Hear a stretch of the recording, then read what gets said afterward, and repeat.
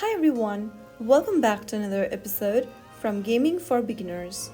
Today in this video we will be learning how to change your name in T3 Arena. To change your name in T3 Arena, launch open the T3 Arena game on your device first. Once you do that, go ahead and tap on your profile picture at the top left corner. This will open up the player info page. Tap on the three dots at the top right corner and then click on Edit Nickname. Now, enter your new nickname you'd like to set for your account. Click on Free and you will then be able to see the pop-up where you'll need to tap Confirm. Soon after you do that, you will be able to change your nickname right away. Next time you try to edit your nickname, you'll need to go ahead and pay 60 diamonds. The first name change, however, is free.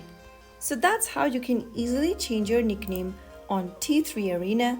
If you found the video helpful, don't forget to like, share and subscribe. I will see you in the next episode. Thank you for watching.